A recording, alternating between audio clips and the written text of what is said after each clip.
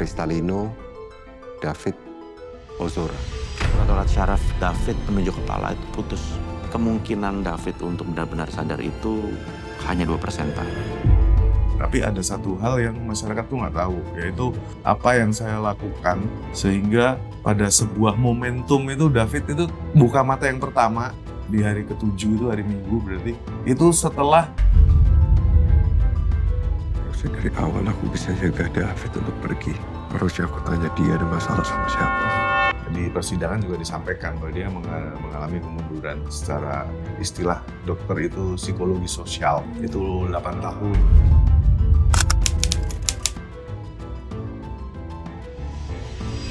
Mereka membungkam kita pakai uang. Kita harus ngelawan. Satu-satunya cara pakai people power. Film ini mengingatkan bahwa kita tuh punya bin yang lain gitu, yang jauh lebih powerful. Penegak hukum. Badan Intelijen Netizen. Kalau kita ingat di kejadian 2023, kasus korupsi ayah pelaku ketika itu bisa terbongkar karena netizen. Di negara kita ini mereka cuma fokus untuk menghukum pelaku, ngasih hak-hak pelaku termasuk remisi. Restitusi nggak bayar tapi remisi udah dapet. Saya berpikir tadinya ini adalah inisiatif film ini ada itu adalah inisiatif dari negara. Atau Minum dulu boleh nggak? atau setidak-tidaknya ada kontribusi negara atau representasi negara selain Bang Giring, Bro Giring datang pada saat premier. Ada nggak?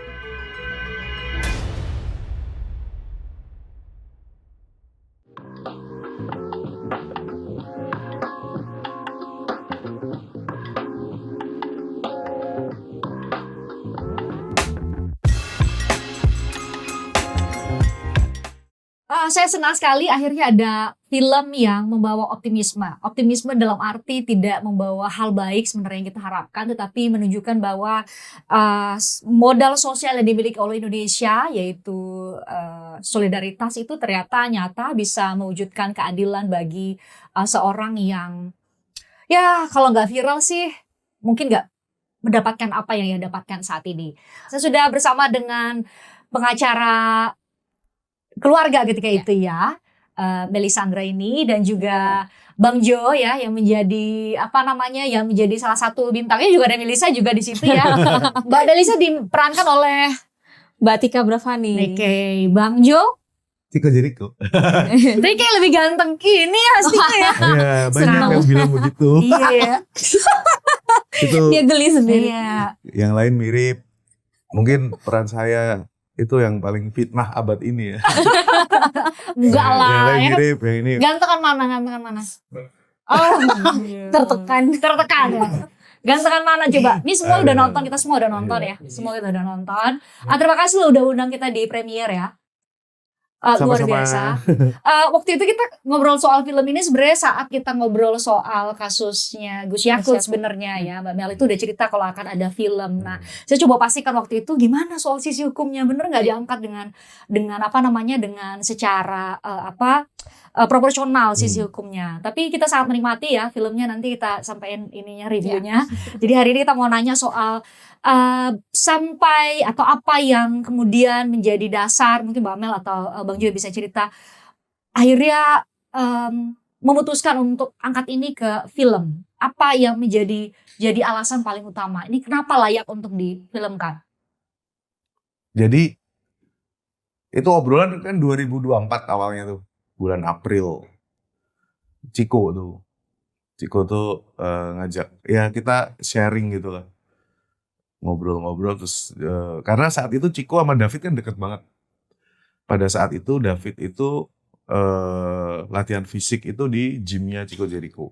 Oh gitu, latihan fisik. Bagian dari terapi ya? Iya, dan itu memang Ciko yang minta kan. Karena dia lihat di Instagram ketika saya bikin Instastory, oh ini David lagi latihan jalan. David lagi latihan ngomong. Masih miring jalannya ya. Latihan ngomong juga kan, terus latihan ngitung. Nah itu si Ciko lihat terus dia nelpon. Di gym saya ada yang sangat profesional terkait motorik. David boleh saya latih nggak? Tujuan saya cuma satu, Ciko bilang gitu. Saya pingin biar emak-emak online-nya David pada nangis lihat perubahan David. Saya bilang, wah oke deh. Hampir 9 bulan dia di sana. Dari yang latihan jalan sampai akhirnya bisa maraton. Dan badannya jadi bulky gitu, jadi gede. Karena kata Ciko, David ini tulangnya gede, dia bisa kita optimalkan potensinya. Nah, setelah itu Ciko bilang, saya tertarik bikin film tentang kisah Bang Jo sama David. Loh, apanya? Dia bilang gitu kan. Lebih, kalau Ciko bilang lebih ke fatherhood gitu lah. Karena waktu itu Ciko lagi punya anak kecil kan. Dia melihat dunia yang sudah sangat kacau begini, itu dia pengen membuat sebuah karya yang isinya pesan tentang bagaimana menjaga anak gitu loh. Dan terinspirasi dari ceritanya si David. Terus udah tuh, lama kemudian bulan Februari 2025 Anggi Umbara, teman lama saya itu dulu, Anggi Umbara ngontak, ngobrol yuk, ngomongin film. Saya sempat nanya, sebenarnya kan kalau dari sisi ini ya, dari sisi apa? Dari sisi film ini bakal laku apa enggak? Saya bilang kayaknya hidup gua tuh udah film gitu. Waktu itu ke dia. Jadi Udah dramatis banget maksudnya. jadi ya. maksudnya nanti takutnya ada perbedaan gitu loh. Ekspektasi. Ya, jadi kalau di film kan mikir saya itu dulu. Berarti plok gitu kan, seperti yang disampaikan ke publik sama seperti yang akan dibuat. Ternyata namanya sineas tuh bang beda ya. Ada banyak hal yang belum tersampaikan ke publik. Dia bilang gitu. Karena kita udah riset. Kayak misalnya ketika di rumah sakit nungguin itu ngapain aja. Kemudian apa aja yang dilakukan sehingga sampai ada perlawanan sebesar itu. Ya. Kalau masyarakat kan taunya ya ini David sakit, kondisinya perkembangannya seperti ini, terus tiba-tiba sidang. Ya, viral ya. Terus saya ternyata menarik juga ya kalau di ketika dia ngasih masukan itu. Perspektif lainnya. Oh ya benar juga ya, gue nggak pernah cerita tentang a day in my life gitu. Halo, ini baru bangun gitu kan, nggak pernah ya. Nah itu yang pengen di capture gitu kan. Terus strategi hukumnya bagaimana, makanya terus saat itu saya ngontak Melisa, Mel mau bikin film tapi butuh lu nih. Karena banyak banget yang pengen di capture dari segala tentang strategi. Gimana ngadepinya, terus Masalah kayak eskalasinya muncul. seperti apa. Dan itu memang dulu nggak pernah ter-capture sama sekali. Yang ada cuma David sakit, kemudian sidang, Putusan. selesai. Gitu kan? Iya betul. Gitu. Betul. Nah disitulah akhirnya saya pikir oke deh, boleh deh. Nanti gue lihat ininya dong, skripnya. Pas saya lihat, wah baru pembukaan aja udah, wah iya bagus banget kayaknya nih. Ya udah, boleh deh gitu. Akhirnya begitu. Jadilah mulai syuting Bulan Maret. Habis Lebaran. Habis Februari itu apa? Iya, Februari Maret. Itu reading kan? Iya. Reading dan lain-lain. Habis Lebaran, Persis habis Lebaran. produksi. Lebaran bulan apa ya? Maret. Maret ya? Ya, habis itu. apa momentum apa pas baca tuh apa di skripnya, apa poin apa sih yang waktu itu menurut Yang Bang Jo membuat- kayaknya nih oke deh.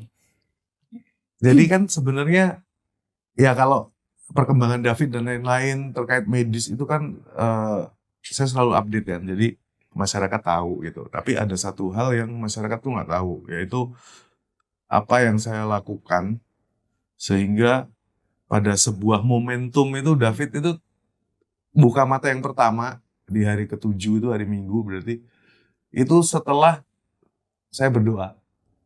Dulu saya memang nggak pernah ya masa kayak gitu diceritain kan itu sangat personal ya. Tapi menurut Bonti, kakaknya Anggi, dia bilang karena pada waktu itu yang membuat saya, ini keren banget nih, yang bagian ini, yang bagian apa 2 menit setelah saya amin, David melek kan. Bangun. Itu benar-benar membuat saya, wah ini bagus banget nih. Di situ yang menurut saya, wah ini mesti jadi sesuatu. Kalau kita bilang pengen film itu kan yang paling utama adalah pesan apa sih yang pengen kamu kasih, sampaikan. ya key takeaways gitu. Mm-mm. Biar yang nonton tuh ketika pulang dia, Ada yang dibawa. dan alhamdulillah itu pas lihat di Instastory yang sekarang tuh banyak banget yang di Meng-capture situ momen juga. itu ya.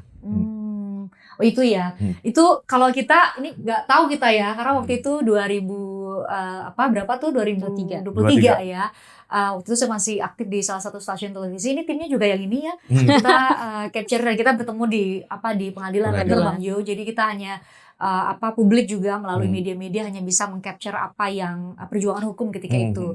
Sudah sisi perjalanan Bang Jo yang akhirnya kita kan taunya udah viral gitu ya. Oh ini ada Jonathan, ada Mbak Melisa gitu. Oh ada David gitu ya. Kita menyaksikan bagaimana video demi video itu di share sama netizen gitu ya. Bahkan saya bilang nih film ini mengingatkan bahwa kita tuh punya bin yang lain gitu, yang jauh lebih powerful. Penegak yaitu- hukum. yaitu Netizen. Badan Intelijen Netizen. yang penegak hukum aja takut. Iya. Takut banget Iya dia. kan? Sekarang orang ngapain Justru yang paling aja ditakutkan. gua viralin gitu udah langsung. Aduh, takut nanti diviralin. Dan makanya tadi di depan saya buka bahwa syukurlah ada yang memfilmkan itu. Akhirnya kita jadi ada sejarah dan mungkin bisa menjadi legacy dari Bang Jo, gak hanya buat keluarga ya, tapi buat semua netizen untuk mengingatkan kami semua bahwa oh iya kalau kita punya modal sosial yang luar biasa sehingga mengantarkan apa yang didapatkan sama David hari ini. Bang Jo, kalau saya sendiri menangkap bahwa semua hal yang terjadi dan proses yang terjadi setidak-tidaknya proses hukum yang kami capture gitu ya oleh para media itu kan sesuatu yang menurut nalar itu nggak mungkin gitu. Jadi momentum selain tadi bahwa berdoa dan ternyata 2 menit kemudian ya benaran David siuman ketika itu adalah sebuah kejadian yang benar-benar terjadi. Apa yang Bang Jo bisa ceritakan kepada kami untuk bisa menggambarkan perjalanan yang panjang dan pasti melelahkan secara emosi dan fisik buat Bang Jo untuk perjuangkan apa yang David dapatkan hari ini? Oke, jadi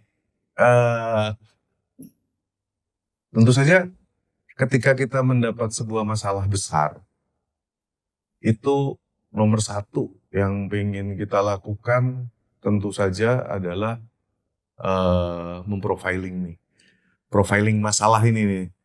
Jadi kita mesti tahu penyebabnya apa, pelakunya siapa, motifnya apa, itu kan ada di kepala ya kayak gitu.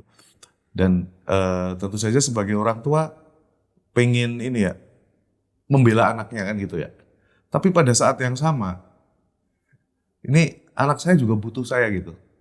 Karena dia sudah mau mati. Kondisinya saat itu saya harus memecah konsentrasi apa yang harus aku lakukan. Mau nuntut kayak, mau ngamuk misalnya kayak gitu kan. Atau mau apa, itu muncul, di awal pasti munculnya seperti itu. Tapi ketika menengok, wah ternyata ini yang prioritas.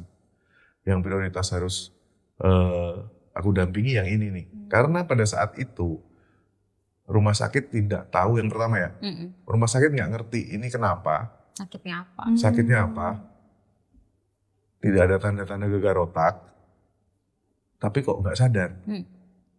Awalnya kan itu. Oh ini trauma, nanti juga sadar. Nah momentum menunggu nanti juga sadar ini terasa lama banget. Karena kita berharap kan. Kan itu 3 hari itu saya fit. Ayo fit, bangun fit. Fit, ayo bangun fit. Ayo bangun Fit. Dari IGD kayak gitu terus, dipindah ke ICU, saya tetap gitu terus Fit. Bangun Fit. Terus dia kejang-kejang sampai diikat semua. Karena saya tiap hari juga akan datang. Iya. Jo udah bangun belum? Belum. Besok datang lagi. Dan itu kan membebani ya. Semua nanya, gimana David udah bangun belum? Kemudian saya harus memastikan Fit, bangun Fit. Fit, bangun Fit, ada Melisa Fit. Fit, bangun Fit. Ada siapa teman saya misalnya yang lain. Fit, nggak bangun juga. Iya. Itu yang menurut saya nih yang mesti ditangani yang mana. Sementara kuping ini kan denger ya, oh ini anak, ternyata bapaknya nih pejabat nih, pejabat pajak nih, namanya ini. Ini kan ngeganggu ya, ngeganggu. Jadi emosi lagi. Ibunya datang nih, hari kedua datang kan si itu mamanya Mario. Pelaku ya. Datang kan, mamanya datang nih. Jadi seperti harus mengerjakan semua dalam waktu bersamaan. Tapi ketika ada sesuatu yang kamu tinggalkan kecuali David, kamu jangan pernah menyesal kalau tiba-tiba David udah nggak ada. Ini yang ada di kepala. Jadi kayak orang gila sebenarnya ya. Kayak nggak tidur, nggak makan, Kayak zombie. Nggak tidur, nggak makan, minum aja dipaksa minum. Karena saya nemenin terus, bangun. Ada kali 10.000 kali saya bangunin dia, bangun. Tapi kejang. Padahal Terus, media udah beritain dia musiuman ya. Iya, itu bahkan itu kan cuman selentingan aja tuh denger update dan lain-lain. Yang semakin bikin sedih adalah gestur dari medis kan. Kok mukanya pada begini, dokternya juga nggak bisa memberikan informasi yang lebih lengkap. Padahal ini sudah masa observasi, udah lewat kan gitu. Udah 24 jam kok nggak ada progres, malah dia makin parah, terus nggak ada keterangan apapun. Akhirnya itu di hari Rebu itu rumah sakit udah give up. Saya rekom ke rumah sakit yang lebih lengkap atau Bapak ada rumah sakit yang ingin dirujuk, kita bisa bantu, kita bisa antar. Disitulah saya ingat ada teman yang ngontak, ada dokter syaraf yang jago banget, tapi dia susah jadwalnya. Sampai pada saat itu saya ngontak satu dokter temennya dia, temen kita juga sebenarnya, dokter Yu Hasan. Kan sama-sama di Mayapada, dan dia dokter syaraf juga, dan kebetulan kenal banget gitu. Saya udah WhatsApp dokter Yu, dok, bantu David. Oke, aku siapin ya, tapi aku iniin pasien dulu dia di Mayapada yang Tangerang. Habis itu nanti aku follow up. Satunya lagi, dokternya belum tentu bisa. Ini dokter terbaik, belum tentu bisa, tapi tiba-tiba ada telepon. Kenalin, saya Yeremia Tatang. Saya mau nanganin David. Nah ini dokter yang... Dari mana nih? Jadi banyak banget keajaiban sebenarnya yang tiba-tiba kok, oh ini jalannya. Langsung berangkat ke sana. Langsung ditangani dan baru ketahuan ternyata David diffuse axonal injury. Step 3. Yang ternyata itu adalah cedera otak yang terberat. Yang sampai dokter bilang ini sebenarnya kalau kita agak hindari ya kejadian kayak gini, karena ya pasiennya yang sudah ada, pasiennya nggak akan sembuh. Kalaupun sembuh dia akan butuh support untuk kehidupannya. Gitu. Itu sih Mbak, yang akhirnya hal-hal yang kalau mau bilang apakah ada penanganan medis yang membantu, dan jawaban dari dokter ketika saya tanya, dok diapain David ini? Kalau diffuse axonal injury ini ya nggak bisa diapa-apain Pak. Pastiin aja asupan oksigennya masih oke, makanya dia dibolong kan ini di tracheostomy biar oksigennya langsung, karena yang bisa ngebantu hanya oksigen. Ketika oksigen itu lancar, maka akan mengalir dengan benar, dan itu aksonnya bisa nyambung lagi, karena kan syaraf itu kan kalau putus bisa nyambung lagi. Kayak orang luka itu kan sembuh kan. Nah itu yang terjadi di otaknya David kayak gitu. Memang ada trauma yang panjang banget di jembatan antara otak kanan ke kiri itu, sobek lumayan panjang. Kalau sekarang udah bisa cerita sangat lancar ya, saya nggak bisa membayangkan ketika itu benar-benar menjalaninya dan mendengarkan itu dari. Aduh, ketemu wartawan ya. aja saya takut waktu itu. Tanya Melisa, Mel jangan Mel. Nggak mau, karena energinya dia pecah jadinya. Karena semua wartawan pasti nanya kan, ini apa, kenapa gitu kan. Jadi bingung jawabnya. Jadi baru mulai ketemu wartawan pada saat momentum mana? Udah lama. Pada saat sudah sadar ya? Jauh 1 tahunan kayaknya ya. Iya kali. Karena proses David setelah Ketemu keluar dari rumah di sakit. pengadilan ya. Iya, betul.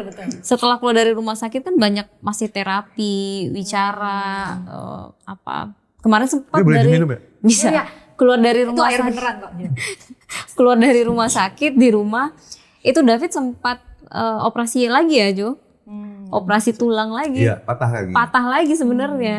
Jadi dia nggak kelar-kelar keluar dari rumah sakit, David patah lagi, habis itu Amel masuk rumah sakit, Endometriosis. ya habis itu Joe masuk juga. Jadi tuh ke Ini rumah nggak sakit tuh nggak tahu kita jadi pelanggan. Pada saat pasca kejadian ya, Pasca kejadian kan Kejadian. mestinya happy-happy ya. Iya ya kan? happy juga Bukan, sih. maksudnya ini anak udah pulang, Sudah sembuh udah ya. sembuh gitu setidaknya. kan. Jatuh, kakinya patah. Masuk rumah sakit lagi. Berarti proses ini tuh bersamaan dengan proses hukum yang Iya. bergulir ya. Iya, Iya, kayak itu. paralel.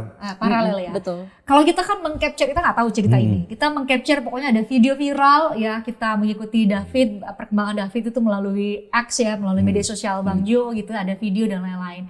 Itu kan viral banget yang akhirnya ketika sidang kita mengikuti ada seorang yang sama-sama anak-anak waktu itu yang disampaikan pertama kali oleh polisi adalah ini adalah mungkin Mbak Melisa bisa cerita sampai gimana ceritanya akhirnya terungkap bahwa ini bukan persoalan perkelahian biasa selain video ya yang viral akhirnya kita bisa lihat mengerikan sekali bagi anda yang nggak siap mending nggak usah ditonton tuh ya itu gimana Mbak Mel? Ya sebenarnya prosesnya cukup panjang, tidak tergambarkan secara utuh dari proses sidang, pasti nggak tergambarkan karena udah jadi tersangka, penetapan tersangkanya itu berat rencana. Tapi sampai masuk ke pasal itu panjang banget prosesnya. Ternyata gitu. Nah pada awalnya itu kan waktu kasus ini bergulir, video itu muncul. Sebelum video itu muncul ditetapkan bahwa ini tuh adalah yang biasa. Kemudian kami tahu dari Pak Rudi, entah bagaimana ya kasus ini kalau nggak ada Pak Rudi, karena beberapa kali Pak Rudi itu sempat bilang ada beberapa upaya-upaya untuk menghilangkan barang bukti itu. Termasuk Karena mobil yang tiba-tiba ini. iya, dari mobil yang hilang, keluar dari lokasi Polres, kemudian CCTV yang memperlihatkan mereka lagi mengeksekusi David itu kan ada di rumah tetangga, yang dia adalah seorang dokter kalau saya nggak salah. Nah, ada upaya-upaya juga untuk menghalang-halangi Pak Rudi untuk melihat itu CCTV gitu. Jadi saya juga berpraduga jadinya bahwa andai saja Pak Rudi tidak melihat itu CCTV, rasa-rasanya itu juga kita nggak akan tahu CCTV itu. Sebenarnya kejadiannya seperti Kejadian apa? itu, karena kan Ibu Natali itu teriak dari atas, kejadiannya memang sudah Davidnya udah berumur, sudah tidak sadarkan diri, tergelepar dengan bersimbah. Tapi kan kejadian detailnya tidak terlihat gitu. Nah terlihat itu satu di video yang dia sebarkan sendiri yang akhirnya tersebar, yang kedua di CCTV yang di rumah dokter itu. Nah kemudian pada hari setelah kejadian rumah dokter itu kan sudah disampaikan oleh Pak Rudi kepada Polres, tetapi Polres masih juga menyampaikan bahwa itu adalah perkelahian. Nah mengungkap itu aja udah satu hal. Asuransi Polres Jakarta Selatan ya? Sanggerahan, betul. Nah kemudian itu satu hal. Ada juga upaya mereka untuk menyampaikan ke rumah sakit sehingga asuransi ditolak dengan menyebutkan ini. Dan itu disampaikan oleh pihak rumah sakit berdasarkan keterangan kepolisian. Itu kejanggalan yang berikutnya. Lalu setelah video itu akhirnya booming, ramai, jadi sorotan semua masyarakat di seluruh Indonesia, barulah konferensi pers kemudian. Konferensi pers kembali dan menyatakan bahwa itu adalah penganiayaan. Jadi konferensi pers jaraknya berapa jam dari konferensi Iya, pers? cuma pertama? 1 hari 2 kali konferensi pers. Nah, yang lucunya lagi adalah mereka masih bertahan dengan dalil bahwa itu adalah biasa. Nggak masuk di logika kami ketika seorang anak sudah lebih dari 2 kali 24 jam tidak sadarkan diri dan masih disematkan pasal biasa. Harusnya kan sudah masuk berat. Nah kalau dia ada perencanaan bahkan memvideokan dan lain sebagainya itu kan udah ada delik pasal tersendiri. Nah sehingga kami memperjuangkan waktu itu ke Polda, akhirnya kan ditarik tuh dari Polres ya, jadi atensi publik, ditarik dari Polres ke Polda yang kemudian dilakukan lagi investigasi. Video itu juga sudah ditelusuri, kita koordinasi dengan banyak penyidik gitu dan kita sampaikan bahwa kondisi David ini udah nggak bisa dikategorikan biasa, orang udah koma sampai lebih dari 10 hari gitu. Nah kemudian baru ditetapkan bahwa ini adalah berat terencana. Waktu itu Pak Mahfud juga sempat datang, terus beliau juga melihat situasi David kok bisa-bisanya ini biasa gitu. Semestinya ini adalah berat. Lebih bagus kalau memang berat rencana kalau ada unsur perencanaannya gitu. Nah, kita melihat setelah video viral, Mbak Apris mungkin bisa tahu juga video itu bagaimana viralnya, tetapi ternyata perjalanan hukum ini tidak semudah itu. Oh iya? Bahkan ketika sudah viral, ternyata kasus hukum seseorang nggak segampang itu juga untuk mendapatkan keadilan. Gitu, karena setelah proses penetapan tersangka ini sesuai penganiayaan berat terencana, nggak sidang-sidang nih si pelaku. Sementara untuk pelaku anak udah putusan, dia nggak sidang-sidang. Nah, di perjalanan kita juga akhirnya tahu ya Jo ya, ternyata mereka sengaja membuat ini lama, lalu David keluar dari rumah sakit, lalu diambillah kondisi David terkini seolah-olah David itu sudah sembuh. Seolah-olah David itu sudah satu tidak koma dan lain sebagainya. Nah, itulah mereka pakai satu dua ahli di persidangan yang menyebutkan bahwa kondisi korban sudah baik, sudah keluar kota, sudah jalan-jalan. Terus saya bilang, apakah korban yang sudah diobati, sudah koma, sudah melalui berbagai penderitaannya, orang tuanya biayai sendiri, terus nggak boleh keluar kota? Terus hukumannya harus dilihat dari kondisi hari ini. Saya melihat itu adalah gelagat-gelagat upaya-upaya untuk mengaburkan fakta yang ada. Kalau dengar cerita itu berarti kan ini upaya yang sistematis dalam arti melibatkan banyak orang, termasuk melibatkan representasi negara yang seharusnya waktu itu mewakili David untuk bisa mendapatkan keadilan gitu ya. Makanya judul filmnya Penguasa Jaksel ya Ozora gitu ya. Ininya Penguasa Jaksel karena posisinya adalah waktu itu keluarga dari pelaku itu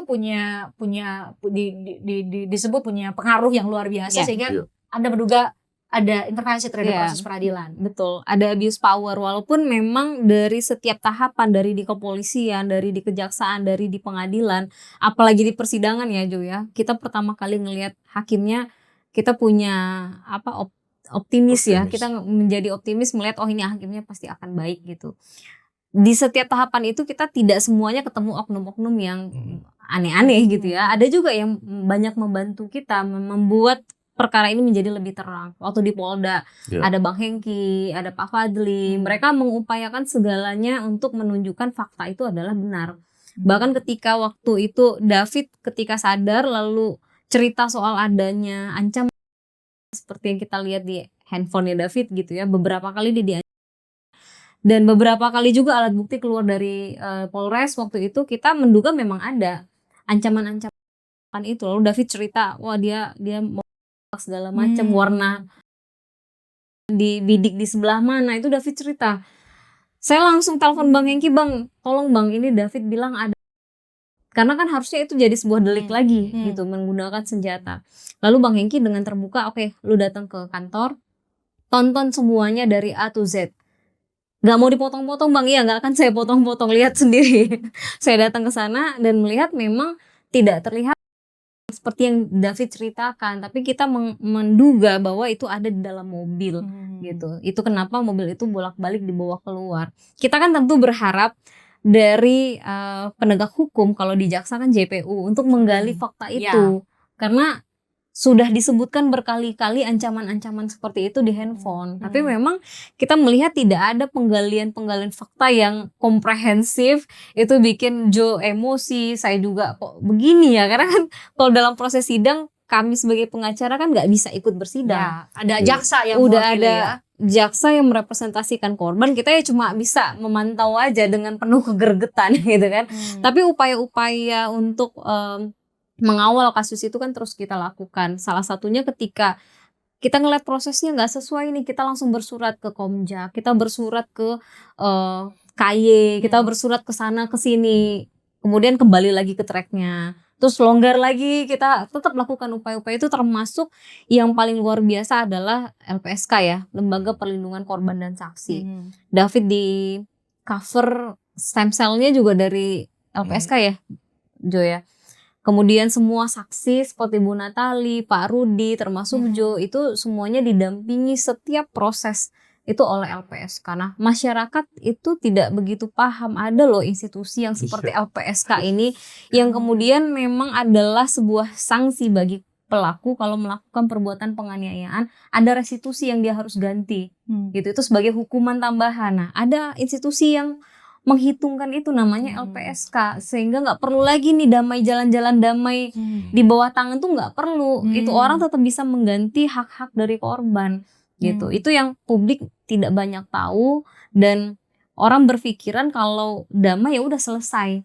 Iya, karena Untuk ini berantem biasa digantiin biayanya ya sudah, Iya, harus dibawa ke ranah tapi pidana. kasus hukumnya nggak jalan kan, Iya. tidak ada efek jera di situ gitu. Tapi kalau lewat restitusi dia tetap dihukum, restitusinya tetap dibayarkan, walaupun sejauh ini ya belum maksimal juga terkait restitusi itu. Restitusinya belum dibayarkan. Oh belum. Belum.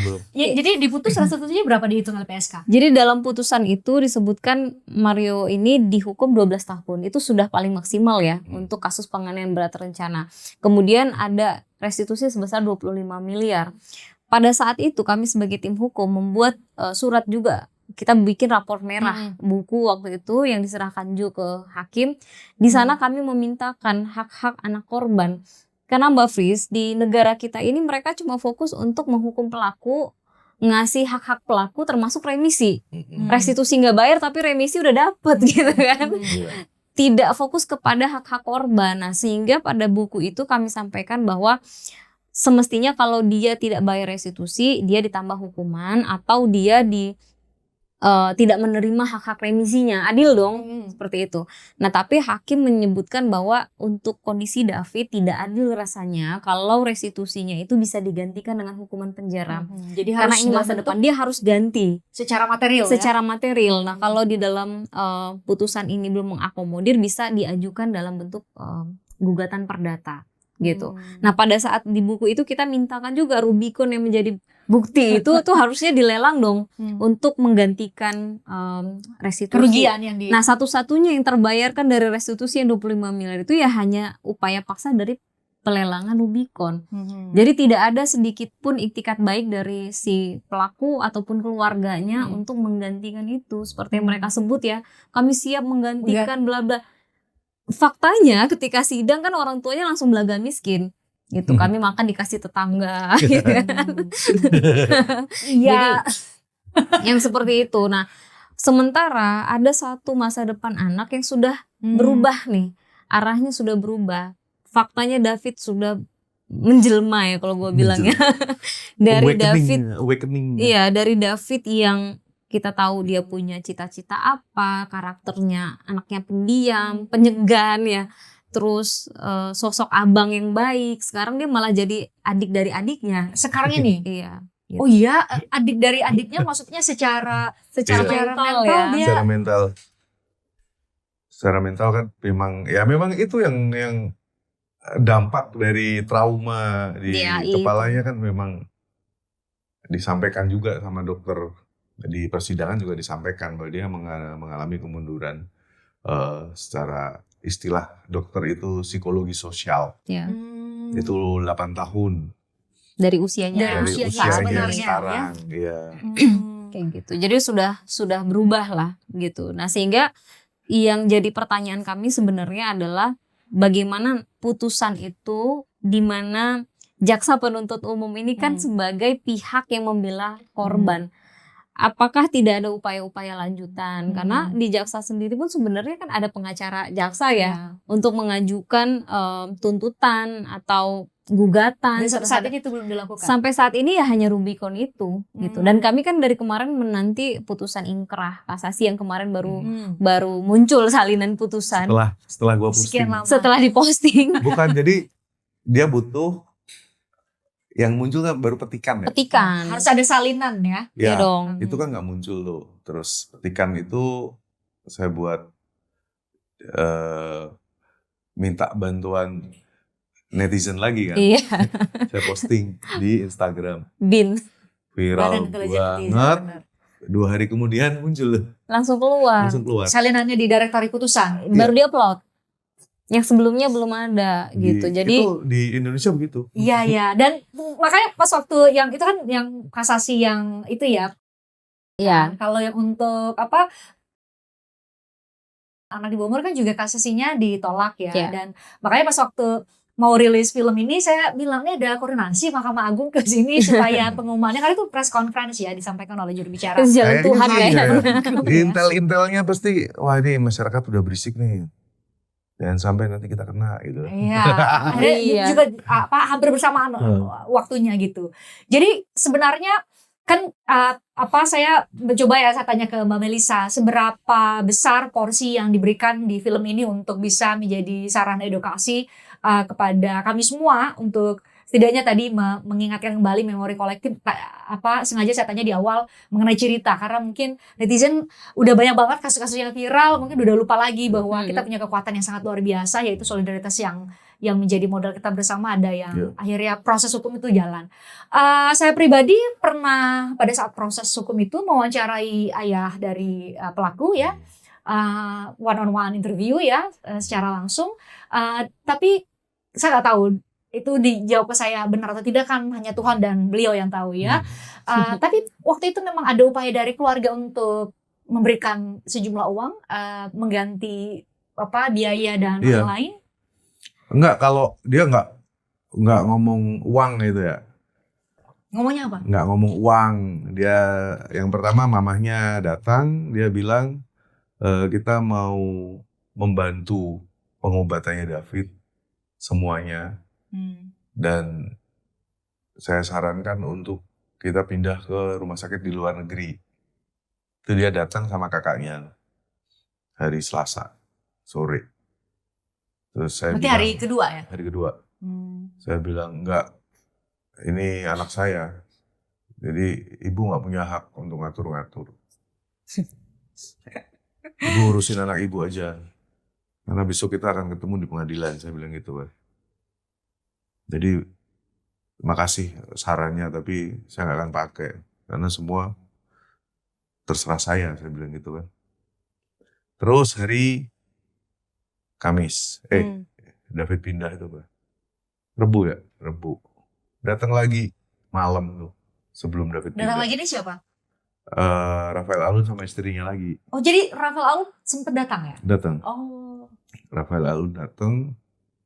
Nah itu udah eskalasinya sangat tinggi sekali karena kedatangan dia itu setelah video melihat itu viral. Persis. Video itu viral maghrib.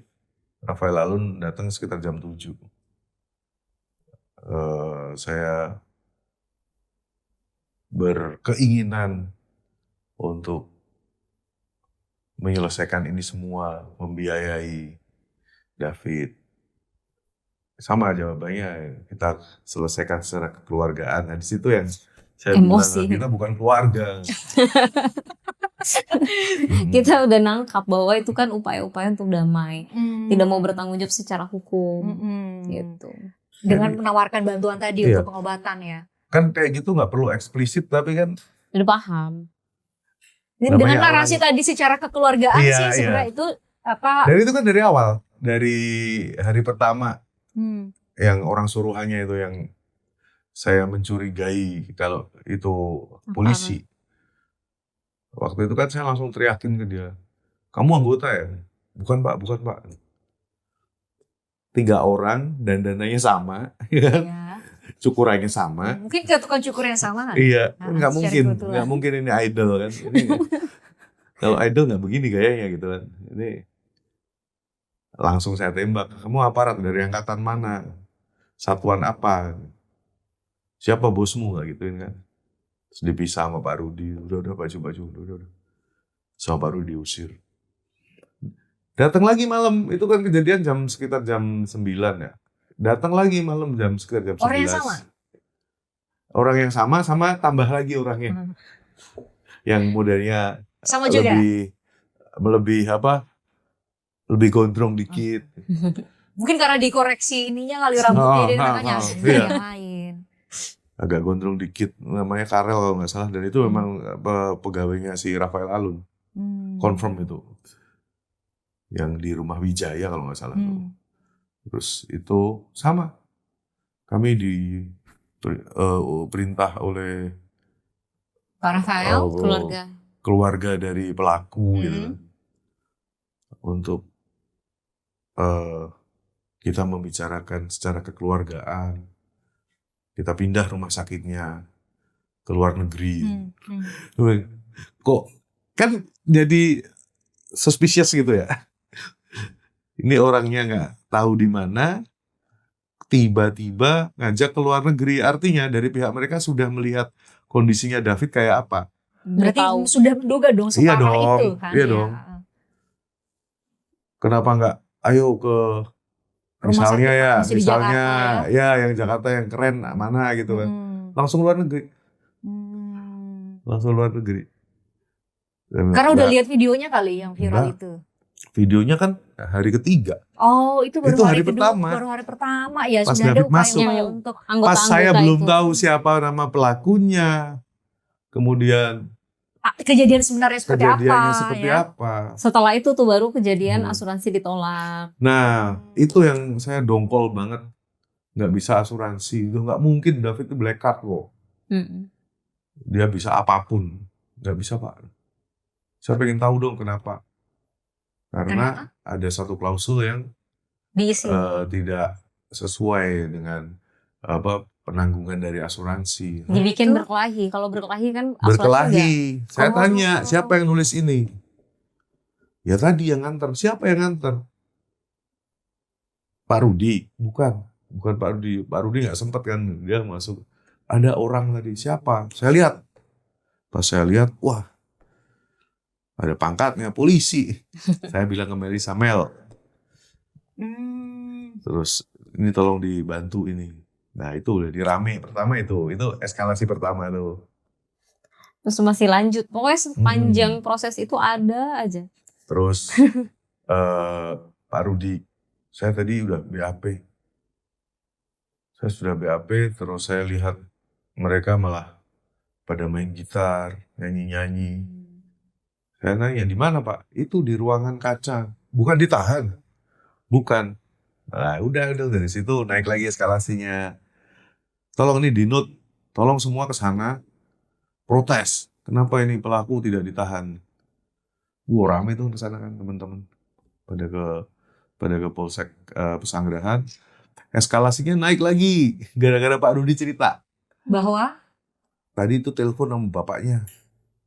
Itu saya sampaikan kan di film. di sidang. Oh iya. Bukan di film, di sidang. Di sidang saya bilang, saya ingin, yang mulia saya mau bercerita supaya jadi pertimbangan. Karena kasus ini saya yakin di kepolisian juga banyak yang terlibat. Saya bilang gitu kan. Karena waktu itu saksi Rudi menyampaikan bahwa malam itu si Mario bilang bahwa kalian tenang. Papa urus. Bapak gue, Papa urus, Papa udah, urus, Papa bahasanya. urus semua. Ah. Kamu paling kalau masuk juga 18 bulan ya, 1,5 18. tahun. Yang itu adalah pasal kalau Iya. Jadi sudah tahu, sudah ada briefing dong ya. Jadi udah Sudah. diatur semuanya. sudah si Shen sama si Agnes nanti ya Agnes ditit gitu ya. Nggak usah, dia udah dewasa. Itu bebas. Papa sudah kontak sama polisinya. Ini memang rada-rada ya. Allah ngasih jalan itu ya dari ketololannya dia sendiri tuh. Overshare kan orangnya. Telepon gini-gini kenceng, semua orang biar denger gitu loh. Iya. Dia mungkin mikirnya biar orang tahu bahwa gua ini anak pejabat gitu loh. Sama kayak gimana dia yang nyuruh untuk di video. Ya, Dia yang rekam, dia juga rekam. Kemudian dia lagi gerakan yang apa tuh? siung. Terus selebrasi itu. Terus dia juga yang kirim ke anak-anak PL. Iya. Gitu. Jadi Yang agak narsis. Jadi dia yang- tuh ada kejadian yang kan aku nanya ini kenapa kok dia kenapa kok mesti di situ ada narasi PL sudah gua tundukin. Ternyata beberapa bulan sebelum kejadian dia pernah dipukulin sama anak pengudi luhur si Mario ini. Terus balas dendamnya bukan ke yang mukulin tapi ke kayak yang lebih lemah. Karena yang lebih lemah. Iya. Jadi waktu itu saya denger juga dia, nah itu beneran ini tantangan terus, tapi kalah jago dia. Akhirnya dia yang hancur tuh pada saat Dia carilah Ya, lawan. itu. Tapi kesel. Nah, dia cari lawan yang dia Kan lihat sama-sama jadi lemah. kalau anak-anak muda begitu ya, trofinya kan gitu. Nggak mesti A lawan B, kemudian pembalasannya A lawan B lagi, nggak. Yang penting adalah alumni. Itu yang kejadian ya. Tapi apa namanya? Kan sebenarnya kejadiannya kalau dijalani tuh banyak hal, banyak angle, banyak cerita. Tapi kemudian proses memilih dan memilah hal-hal ini kayaknya yang perlu untuk kita sampaikan melalui film ini. Ini kayaknya yang perlu kita sampaikan melalui film ini itu gimana?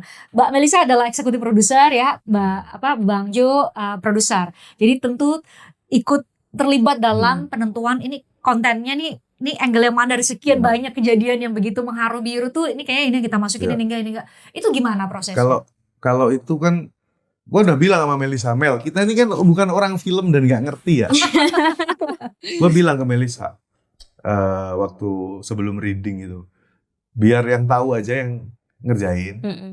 Nanti kalau udah jadi baru kita benerin kanan kiri. Kalau ada yang mungkin perlu dipertajam, mungkin yang perlu ini nggak usah atau apa itu. Tapi itu udah jadi tuh. Kita serahin memang ke mereka. Itu udah jadi semua dulu, baru kita Rapiin aja ya. rapiin. Udah jadi ini dalam arti skripnya ya? Skripnya Skrip udah jadi. alur adegan, scene-nya udah jadi semua. Karena memang kita udah pasrahin ke mereka. Kita mana ngerti film. Yang ngerti. Sinematografi Iya. kita ya. Karena Yang kalau ngerti. ditanya ke saya kan saya pengennya yang lebih hukum banget gitu ya. Iya. Kayak tadi Kalau pasal. Melisa kan ini detail banget ya, urusan hukum sampai pas set pengadilan aja dia bawel banget ya, yang ini harusnya. Nah itu menarik, itu menarik karena gini, ini kan bagaimanapun walaupun mau dimunculkan sisi perjuangan ayah, tapi ini kan penegakan hukum yang perlu diingat dan ditiru untuk yang tepatnya strategi-strategi hukumnya, sehingga saya tuh suka nonton film hukum dan agak greget gitu ya sama film-film hukum yang nggak research. Jadi mereka kadang sidang untuk kasus anak pakai toga. Nah itu gue greget banget tuh. Awalnya itu ya, itu lucu tuh. Itu udah sidang itu. Jadi udah diambil scene-nya, udah di-take. Udah. Ada jadi gini, di skrip itu kan digambarkan sidang untuk anak berkonflik hukum, sidang untuk Mario, sidang untuk ini itu udah tergambarkan. Tapi kan tidak terlihat visualnya pada saat di skrip. Paling saya sampaikan kata-katanya seperti ini, meluruskan istilah-istilah hukum gitu. Tapi kemudian pas sidang itu kan tempat betul-betul di setting di persidangan. Itu pagi banget saya belum datang. Nah, mereka udah mulai sebelum saya nyampe. Udah mulai take ya? Iya, Mbak Tika udah telepon-telepon. Mbak Mel cepet nyampe Mbak Mel. Ini kita bingung gitu kan. Saya nyampe mereka udah take scenes yang pertama gitu. Di sidang anak AG. Astrid di sini. Di sidang Astrid, mereka udah sidang tuh saya lihat nggak kayak gini, ulang. Itu ulang. Mereka kenapa pakai toga? Pakai toga. Terus ada penonton di belakangnya. Dan banyak yang hadir. Sidang, loh emang nggak boleh tutup ketika udah sidang Bang, nggak apa-apa deh, nanti nggak mau gua. Hakimnya nggak boleh pakai toga, jaksa, karena itu sidang anak itu berbeda. Nah itu saya mau berantem ayo, gitu kan? Itu nggak boleh. Kalau soalnya kan menyampaikan ke publik juga ya. Kayak sekarang kan masyarakat jadi tahu sidang anak begini. Pantesan karena publik waktu itu kan sempat menyampaikan komentar bahwa kok pada saat sidang AG nggak ada nih, gimana nih masuk angin? Ya nggak semua itu masuk angin sih. Ada beberapa hal memang itu adalah prosedurnya. Bahwa kenapa anak ini ditutup mukanya, bukan berarti dari lembaga anak atau dari kepolisian semuanya salah begitu, enggak. Meskipun Pak BIN ya, Badan Intelijen Netizen sudah spill pokoknya. Tapi memang secara prosedur bahwa kita yang berperkara termasuk saya tidak boleh menyebut nama anak dengan nama lengkap. Kemudian ada penyebutan nggak boleh nama terdakwa, tersangka. Anak berkonflik dengan ada anak hukum. berhadapan hukum, anak berkonflik hukum. Yang kayak gitu saya agak strict sih Mbak, gitu kan. Nggak mau, pokoknya gue nggak mau kayak gitu. Harus itu sesuai. lucu banget itu. Akhirnya lucu ganti banget. tuh Om Tio Pakusudewo.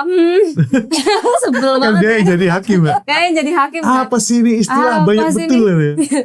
Saya bilang nggak bisa, kalau itu saya berantem ayo gitu. Oh, pantesan nih, termasuk saya jadi inget ya scene-nya karena itu udah nonton di premiere, saya jadi ingat. Jadi narasi-narasi atau dialog yang dibawain sama Mbak Tika yang memerankan Mbak Melisa itu selalu ada unsur-unsur hukumnya. Iya. Nggak bisa ini pasal ini Iya. ada itu ceritanya ya. Dia cukup bete nih. Mesti banget ya anak berkonflik hukum, anak berhadapan dengan hukum, anak gini, anak Terus- korban nih. Terus ceritain yang soal sepatu itu lucu juga. Nah, itu juga. Karena komitmen Anggi dan Bunti adalah menghadirkan bahwa ini adalah film based on true story. Tidak boleh berkhianat dari fakta, tetapi juga tetap ada koridor yang perlu dijaga gitu. Nah, saking pengen sesuai dengan fakta kayak yang Muzaki yang memerankan David pengen detak jantungnya semirip itu dengan yang sebenarnya ada di layar sampai dia harus puasa dulu dan lain sebagainya. Mbak Tika juga berusaha untuk menyampaikan kalau saya kan kalau ngomong kan cepet ya, gitu. Kalau Mbak Tika agak sulit tuh mengikuti ritme ngomong yang tajam tapi cepet gitu. Termasuk style. Kalau Chico Jericho lebih repot ya karena lu tuh lebih repot karena dia harus bikin tato ya kan.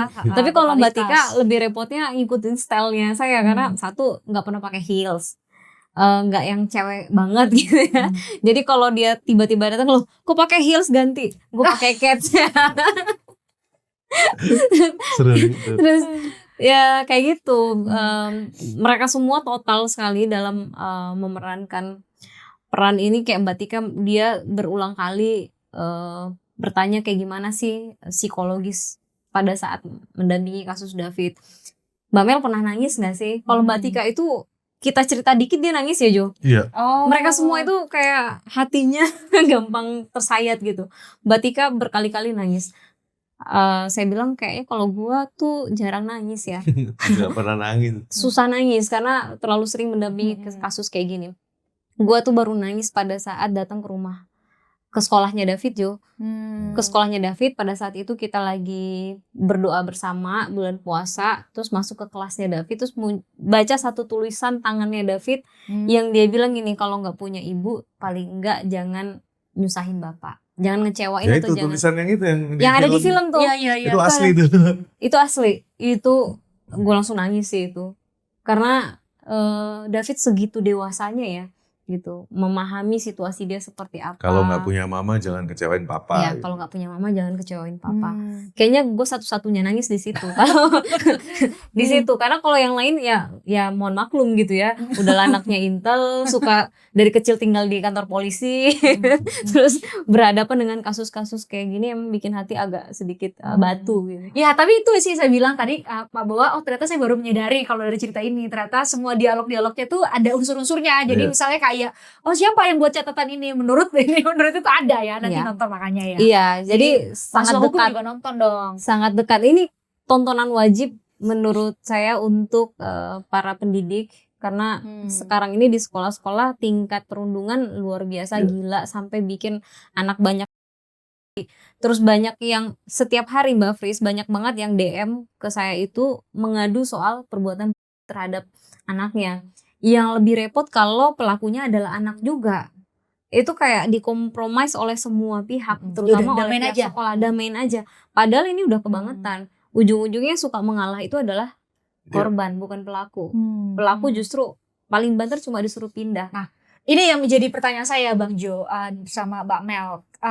Film ini diinisiasi, kalau dicerita tadi kan berarti diinisiasi oleh Bang Jo dan circle Bang Jo semua karena ternyata Chico dan lain-lain juga adalah masih dalam hubungan pertemanan. Saya mau bilang bahwa kenapa saya mengundang dan saya mau tanya soal ini adalah soal kehadiran negara gitu ya. Saya berpikir tadinya ini adalah inisiatif film ini itu adalah inisiatif dari negara atau minum dulu boleh nggak? Atau setidak-tidaknya ada kontribusi negara atau representasi negara selain Bang Giring, Bro Giring datang pada saat premier. Ada nggak? Enggak. Giring itu kan karena teman saya aja. Di kontak ya? Giring. Datang lu bro. Jadi dulu Giring belum jadi menteri, belum jadi calon presiden. Giring kan dulu calon presiden. Iya benar. Itu sering datang ketika kejadian itu. Kontribusi buat bisa Supportive. produksi film ini gak ada sama sekali. Enggak lah. Itu kalau dari pihak negara nggak usah deh untuk kontribusi film. Mengupayakan hak korban aja deh yang Iya. dibikin oleh negara, itu pun kayaknya cuma apa ya, formalitas. Statement ya, pernyataan aja gitu. Iya, kita semua tahu bahwa di dalam putusan nyata-nyata disebutkan hak dari korban ini 25 miliar untuk dia membangun kembali hidupnya, haknya dia. Meskipun tuh kayaknya nggak cukup ya buat Pasti, apa yang pastinya, hadapin ya. tapi itu adalah haknya dia.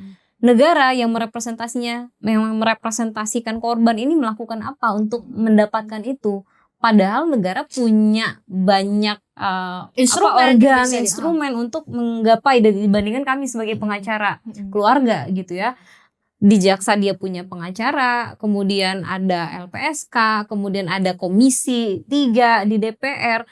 Tapi faktanya ada satu pasal yang saya selalu teriak di media sosial, bahwa ada satu pasal di dalam pasal ini yang tidak bisa melakukan sita serta-merta seperti kejadian terkait dengan kasus misalnya tindak pidana itu bisa, tindak pidana itu bisa, tapi untuk menambahkan satu pasal itu aja menjaga hak-hak anak itu sampai hari ini belum ditambahkan gitu. Kemarin saya lihat di KUHP yang baru ada terkait dengan restitusi, itu bagaimana terkait dengan pelaksanaannya gitu kan. Jangan hanya pasal-pasal aja, tetapi sekali lagi saya katakan negara kita hanya fokus untuk memberikan hak-hak pelaku. Ya, Ketika remisi ya, itu yang kemarin jadi pertanyaan publik, kok lucu ya, ketika korban belum mendapatkan haknya, tapi si pelaku udah dapat remisi 6 bulan lagi, gitu.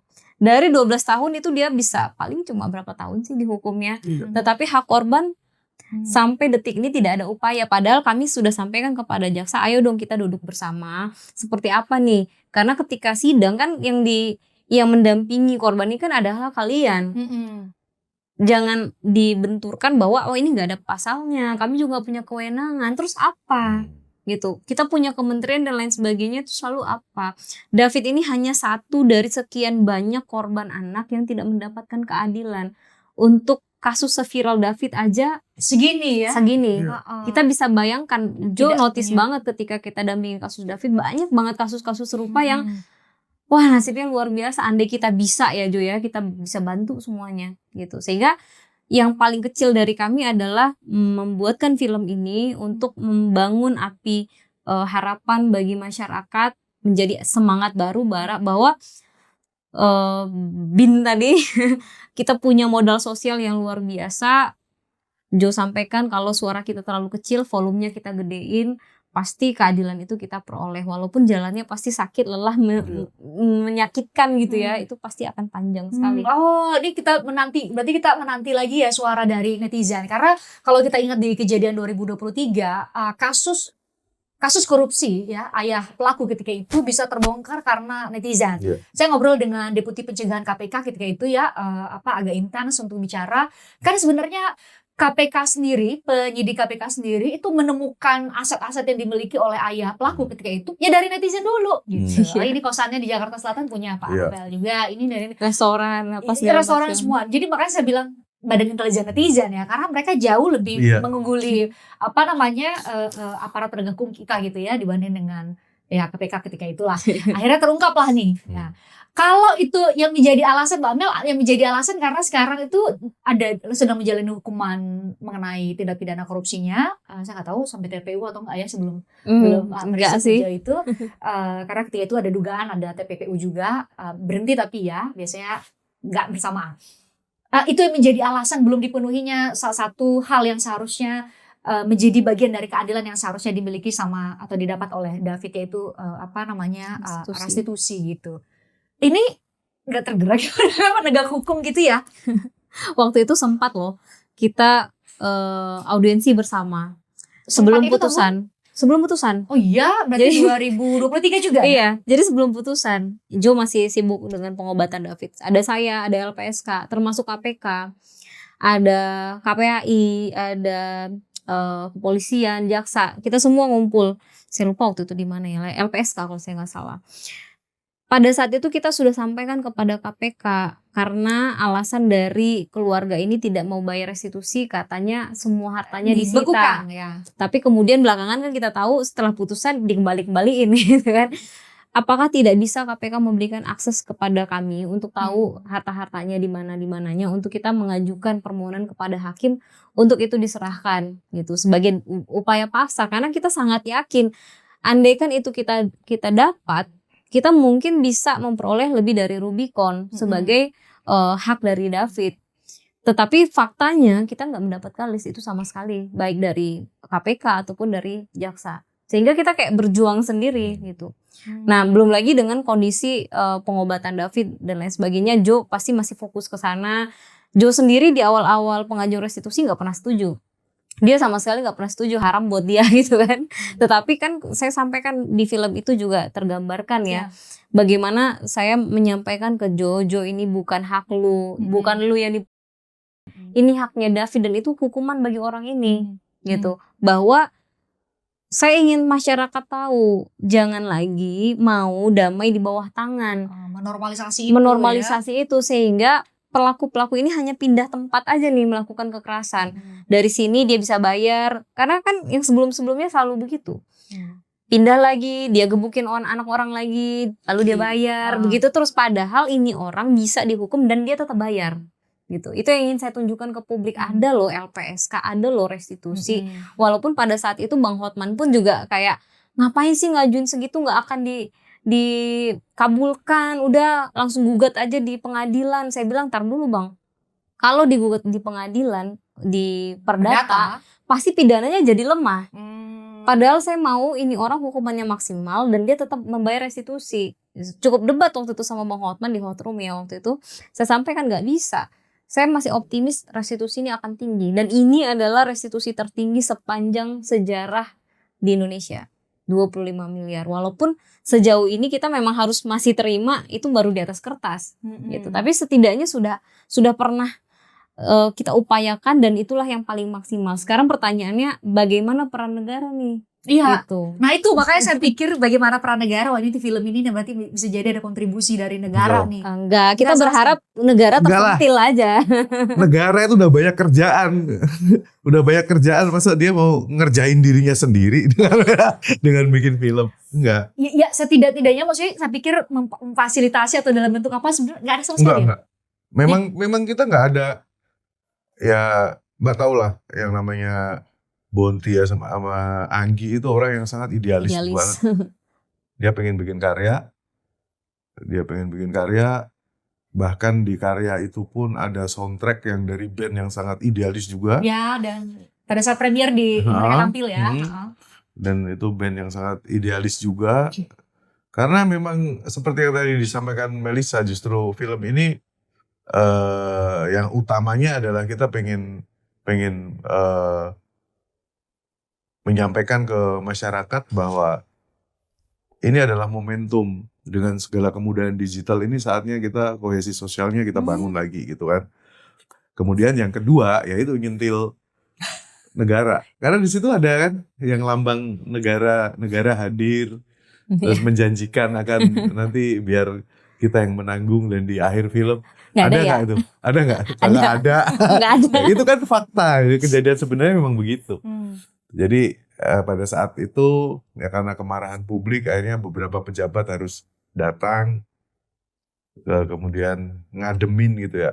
Menjanjikan penyelesaian nah, yang jadi saat ini masih dinantikan ya. Jadi kalau misalnya masyarakat lihat dan udah nonton pasti paham, karena beberapa yang udah nonton bikin story itu ngerti message. Mereka men-capture bagian mana itu. Message dari film ini memang alhamdulillah dapat gitu. Ini Jadi, satu lagi yang perlu disampaikan itu bahwa ini menunjukkan bahwa kita kan negara yang besar. Waktu kasusnya David itu bukan cuma di Jakarta aja ya Jo, kayak sampai di seluruh pelosok ngasih support. Saya ingat ada satu bapak-bapak datang ke pengadilan Jakarta Selatan. Dia dari Papua apa dari daerah Ternate. Dari Ternate bawa air obat, bawa doa, terus bilang support ke Jo sambil nangis. Dia bilang saya ingat anak saya di rumah. Memang mukanya anaknya mirip banget sama David ya.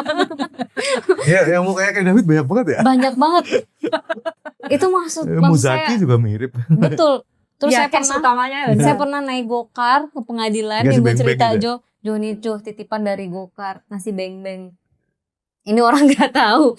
Iya. Pada saat itu Iya. saya dia nyadar, oh ini Mbak Melisa bukan ya? nyadar, dia langsung tahu. Oh iya? Dia langsung tahu. Terus Mbak Melisa ya, itu yang kasusnya yang David diambilnya ya? itu betul Pak, Bapak ngikutin saya gitu sekali. Mbak saya nggak punya apa-apa sih, cuma punya beng saya titip untuk Pak Jo biar dia Dikasih ke semangat. saya beng-beng.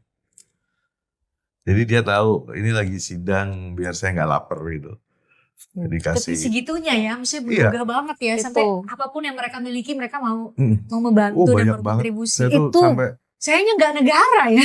Dan Nah. bayangkan itu ngechat ke saya itu banyak banget mama online, bapak-bapak online yang Mbak Mel, Jo kan nggak buka donasi sama sekali, nggak sama sekali buka donasi gitu. Jadi orang tua online tuh ngechat, Mbak Mel boleh nggak sih ngasih? Saya tanya Jo boleh nggak Jo? Ya udahlah, kasih langsung ke David gitu kan. Ada yang kirim selimut, spray, transfer uang, sabuk, sabuk, ikat pinggang, Ikat pinggang ya. dompet. terus dompet, Ada disimpan semuanya. sepatu. Terus dengan segala keterbatasan mereka transfer 100.000, 200.000. Terharu banget sih. Iya, Gitu. ya, yang makanya saya bilang tadi di awal ya, karena saya mau bilang itu, karena kita hari-hari ini tuh selalu mengutuk, membicarakan kita tidak hanya sebagai warga negara gitu ya, citizen, tapi sebagai netizen kita sering mengutuk netizen Indonesia ini benar-benar bapuk banget lah ya. Nggak ada positifnya lah, tapi maksudnya dari kejadian David dan kemudian difilmkan itu kan menjadi menyimpan memori kolektif kita bahwa kita itu ada sisi yang sangat positif loh ketika netizen bersatu dan jangan khawatir bahwa kalian itu tidak sendiri. Ini contoh kasusnya nih. Ketika kita bersama-sama, kita bersatu, kita menyuarakan kebenaran itu muncul. Nah, itu yang pengen kita sampaikan ke Netizen tuh orang-orang. kadang saya mikirnya netizen tuh kadang jahatnya cuma di mulut kok. Iya beneran. Karena mungkin itu pengen ini ya, mengungkapkan sesuatu yang mumpung ini ada medianya pakai secara maksimal. Tapi kita jauh juga di bawah lubuk lubuk hatinya. hatinya detik ini Indonesia sedang bencana. Ya, Dan kita Mbak lihat pasti ya buat bencana Sumatera juga ya. tahu dong yang ngebantu luar biasa dari masyarakat menggalang dana Luar biasa. dari banyak orang-orang berpengaruh buka donasi dan semuanya banyak dan sudah jalan ke sana. Kalau bukan orang baik nggak mungkin. Jadi kalau empati masyarakat kita itu luar biasa ya. Yang agak kita pertanyakan justru dari para penguasa-penguasa. Betul. Bang Jo, tapi David sendiri dari semua perjalanan yang sangat panjang dan akhirnya diingatkan kembali dan tercapture dengan, kalau saya secara subjektif saya bukan ahli film ya, tapi saya sangat menikmati film. Saya mau bilang bahwa film itu tuh secara proporsional bisa memenuhi ekspektasi saya sebagai orang yang berlatar belakang hukum ya, makanya saya sangat apresiasi. Wah, detail banget nih narasi skrip Mbak Melisa yang diperankan oleh Mbak ini. Jadi saya masih tetap mendapat esensi dari proses hukum yang idealnya seperti apa ketika terjadi kasus seperti ini. Sisi emosional juga sangat dapat ya. Sinematikanya juga bagus sekali, kerennya nggak? Ya kan, sebagai yang pemilik kamera nih keren banget gitu ya.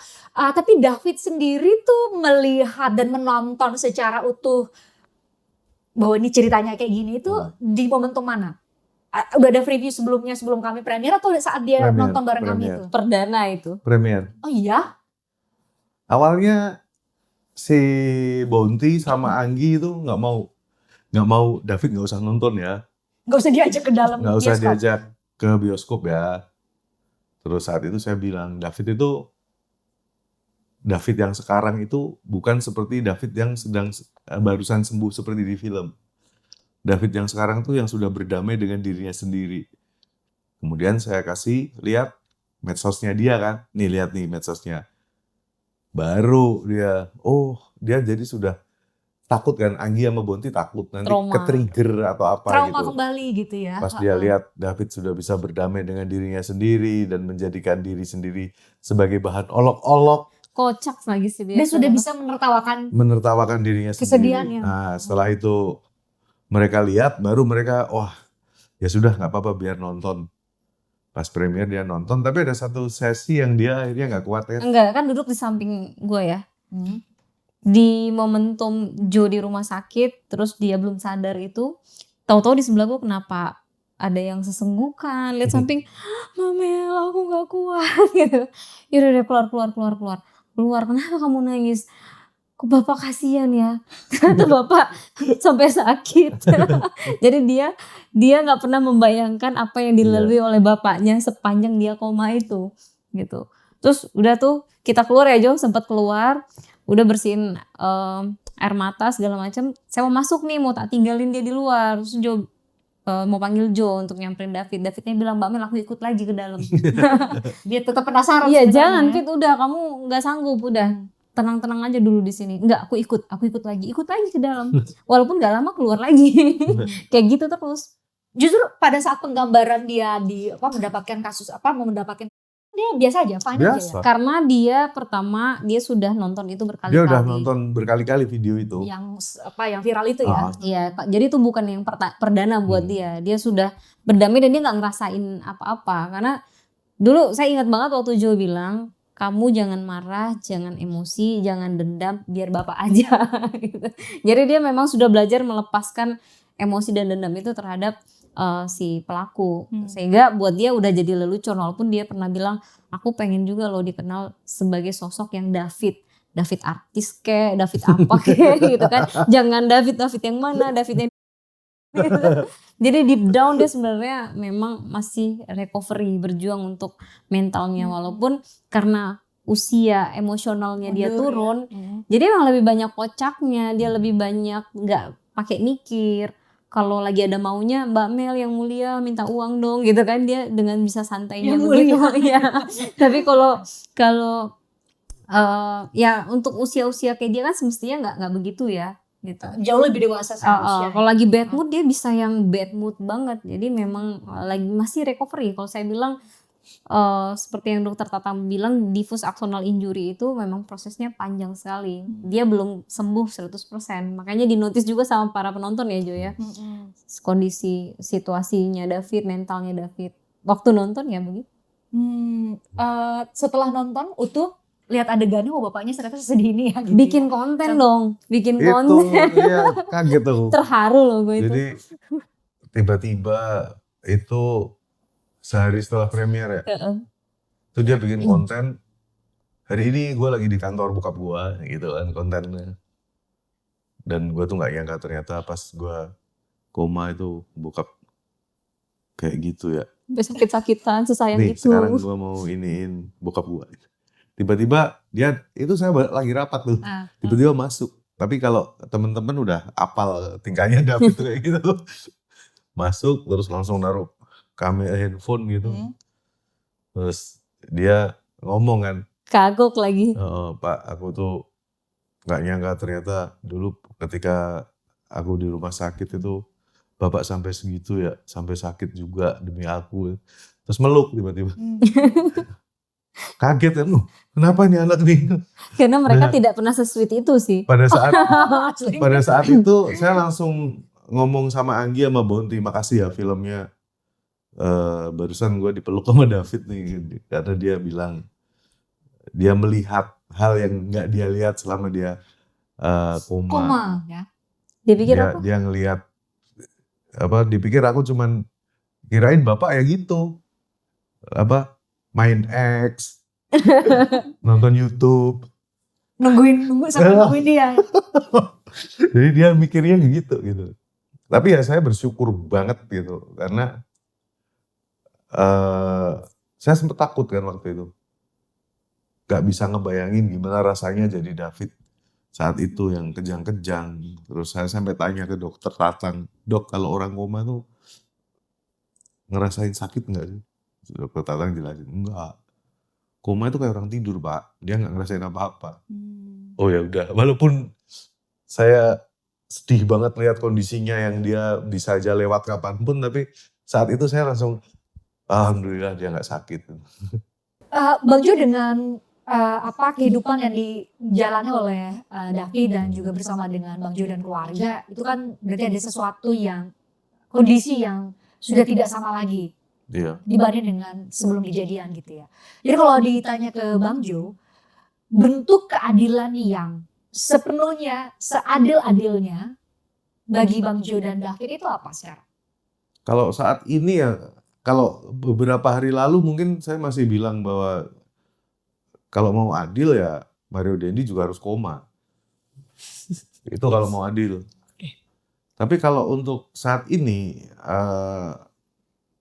kan saat ini usia dia juga bertambah, terus lingkungannya juga sudah berubah, kemudian apa yang dia dapatkan secara sosial juga sudah berubah juga. Maka keadilan saat ini kalau buat David yang paling utama ya sebisa mungkin dalam segala hal saya menjadi orang pertama yang dia ajak berdiskusi. Kayak misalnya sekarang ini kesibukan dia adalah di fase. Fase itu kayak Kelas acting. kelas acting, teater. Nah itu saya harus tahu di mana rumah amannya David, dan David juga harus tahu rumah utamanya dia di mana. Kalau rumah amannya David adalah lingkungan dia nih, lingkungan yang membangun kognitif dan membangun psikologis dia tentunya ya, yang membuat dia seneng. Karena PR-nya David kan dia nggak punya hobi. Dan nggak punya hobi itu red flag kalau kata psikolog ya. Anak seusia ini kok nggak punya hobi. Ini red flag. Makanya keadilan saat ini adalah saya harus membantu David menemukan hobinya. Dan David harus selalu pulang. Pulang ke rumah ya. Pulang ke rumah. Karena kemarin-kemarin dia sempat ke Nggak pulang. Penida itu kan. Karena ya memang mungkin keputusan untuk dia mundur ini juga bukan sesuatu yang menyenangkan semua pihak, tetapi itu yang harus dijalani dan harus ada solusi kan, karena dia kan nggak sekolah, makanya kemudian dia ke Penida untuk diving kan. Nah ipar saya itu kan ada dive center di Penida. Nah pas banget nih David ini menurut psikolog harus ditabrakkan dengan hal yang dia takut. Dia takut air.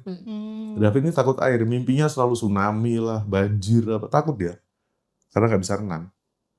Akhirnya setelah kejadian itu bulan Oktober, bulan November saya kirim ke Penida. Kamu belajar free dive. Hah? Aku? Iya. Ini hukuman karena aku nakal ya? Iya. Karena kamu nakal, maka kamu harus hadapi sesuatu yang kamu paling takutin. Karena ini nanti akan berguna untukmu. Akhirnya dia free dive sama scuba. Scubanya dia udah open water. Pas free dive-nya personal best dia bisa di 3 menit. Kedalaman 30 meter. Oke, Bang. David yang sudah berubah dan membutuhkan perhatian khusus jauh lebih keren dari bapaknya yang nggak usah nyelam, cuman bisa nahan nafas 47 detik Di dalam air. saya nggak begini aja, saya tahan. Saya pernah ngitung tuh karena lihat video kiriman dia kan, ini Pak aku udah personal best 30 30 detik nggak napas. Saya nyoba, gampang, aku juga bisa, aku bisa 47 detik, tapi aku nyelam Pak. Oh iya bener juga ya. Habis itu personal best 1 menit sampai di 3 menit. Jadi saya sangat bersyukur ternyata semua orang tuh punya kelebihan. Nggak mesti dia harus punya ijazah, atau dia bisa main musik, atau dia bisa apapun. Tapi David, teman-temannya juga nggak ada yang bisa nahan nafas 3 menit sambil nyelam 30 meter. Nggak ada yang bisa. Ada bisa.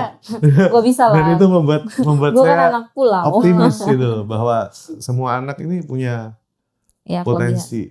Asal benar-benar ditabrakkan dengan apa yang dia takutkan. Tapi ya kembali lagi, setelah udah bisa jadi anak buah kapal, karena syarat jadi anak buah kapal kan harus udah udah open water ya. Anak buah kapal di sana ya sama balik lagi. Nggak cocok sama lingkungan, berantem.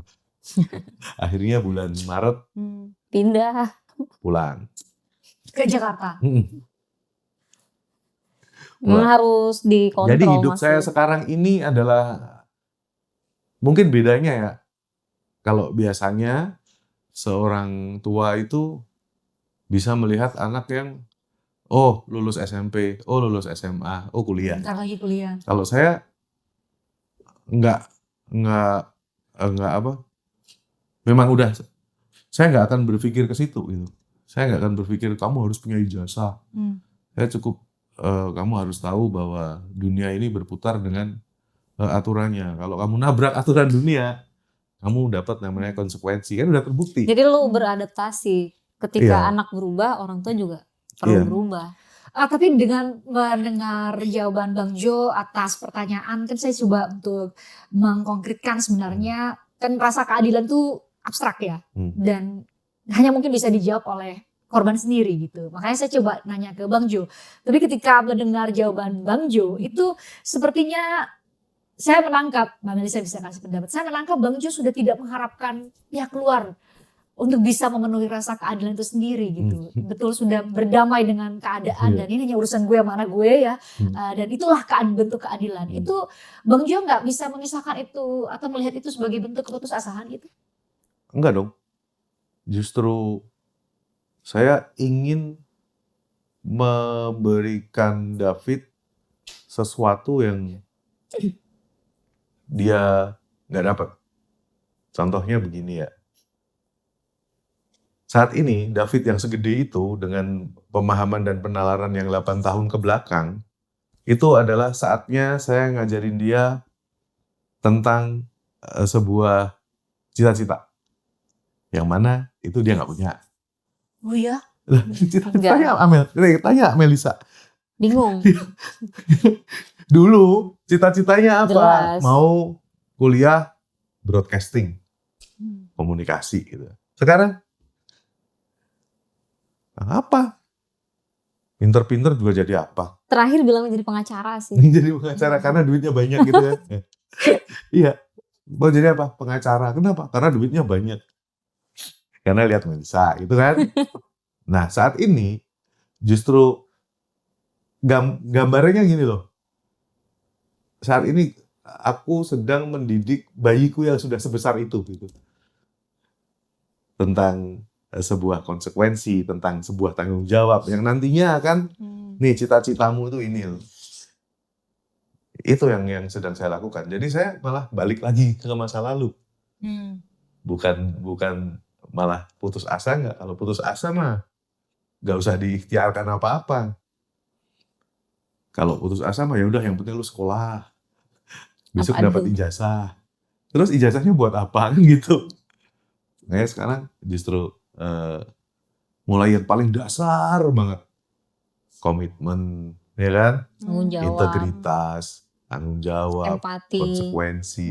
Itu kayak di riset ya, diulang lagi. Ya harus. Kan dia juga riset. Hidupnya David kan riset. Dari nol lagi. Kan dia sebelum pulang ke rumah kan belajar ngomong lagi. Orang bacaan sholat juga hilang semua. Kan belajar ngomong. A, E, U, E, O, E.